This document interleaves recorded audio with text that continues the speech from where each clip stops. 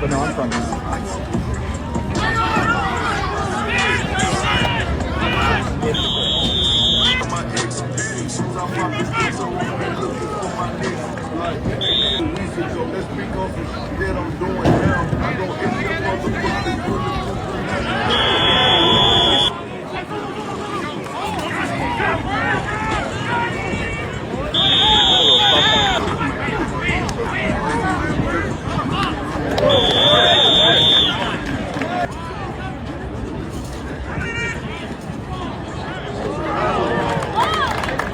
Not bad. Nice throw.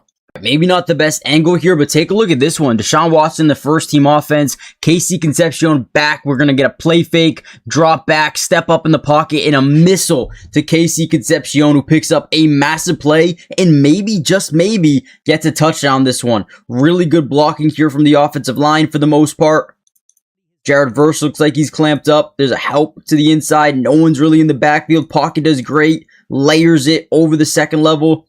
Okay, Deshaun Watson. He's starting to look good, at least in today's practice. It's a good start. Again, Deshaun Watson coming back clean versus the first team defense. Looks like that one would have been a sack. Complete miscommunication here. Day 7. That's when it happened. Not a benching, not a blowout, something quieter, and honestly, something scarier if you're a Cleveland Browns fan hoping this quarterback battle would just settle itself. Because on day 7, Deshaun Watson finally had the practice everybody's been waiting for. Touchdowns, clean pockets, confidence.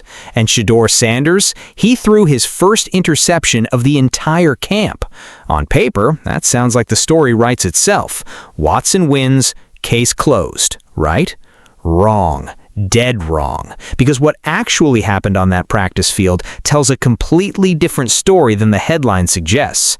And by the end of this video, you're going to understand exactly why this competition is nowhere near over, no matter what today's stat sheet says.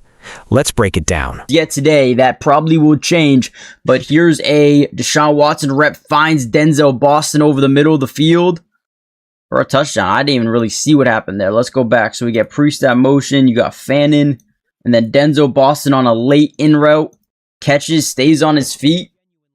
Another touchdown there for Deshaun Watson. The first team offense moving pretty well versus the defense today. All right, Shedeur Sanders reps in with the 2 7-on-7 red zone again. Should be getting the ball out quickly. Right there, finds Denzel Boston. Great job scanning the field. I wouldn't say this is manipulation because you don't have too much time to manipulate corners or DBs or linebackers here, but since we start off by looking to the left, we move 59 with our eyes over. 6 days into camp, the whispers were already getting loud. Watson, the guy making quarterback money, the guy the front office bet the future on, was struggling. 6 interceptions through 4 practices, erratic reads, shaky footwork. Meanwhile, the rookie was doing rookie things nobody expected. Sharp decisions, quick releases, a 2-minute drill that ended in a touchdown pass so clean that even the coaching staff couldn't hide their reaction. So when day 7 rolled around, there was tension in the air. 2 starting centers were out. The offensive line was a patchwork of backups. Practice was moving to a 3rd-string center just to survive the day. Think about that for a second. No pads, a makeshift offensive line, 2 quarterbacks trying to win a job with backups protecting them. That's the environment this whole story unfolded in, and it matters because everything that happened next happened under conditions that were far from ideal for either guy. Watson came out throwing missiles. First rep, a dart to Jerry Jeudy over the middle, the kind of throw that makes you sit up in your chair. Then another, And another, a touchdown to Denzel Boston, a touchdown to Casey Kosmeric in the flat, a missile down the seam that had analysts on the sideline nodding like they'd seen a ghost. For the first time in almost a week, Deshaun Watson looked like the guy Cleveland thought they were getting. Even the defense could feel it. Rushers who had been getting home clean all week suddenly found themselves a step late. The offensive line, patchwork and all, held up just long enough for him to layer the ball over the second level and let his receivers do the rest.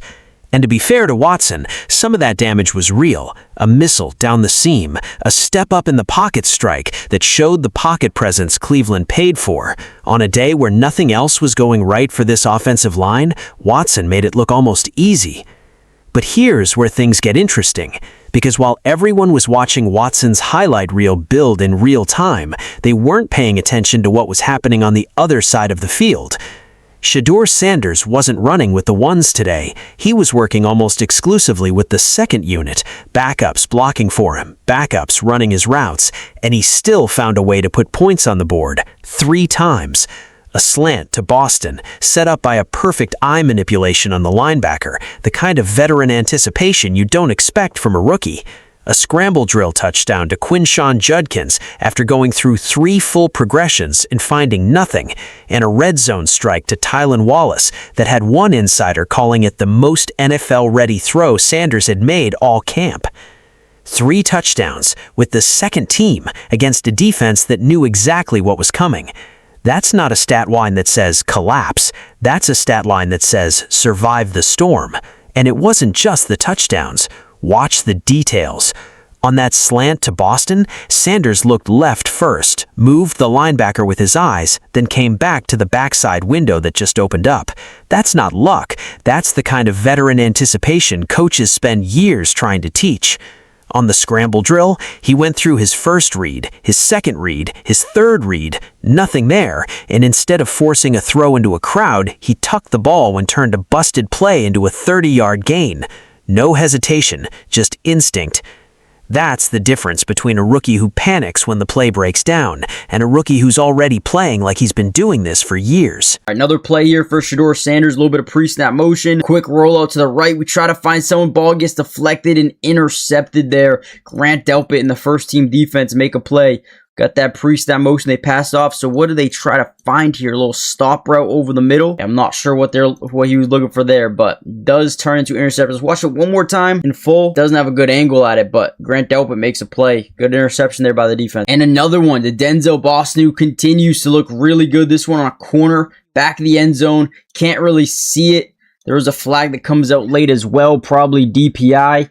I'll try to show you another angle if I see it, but you can kind of see it over there.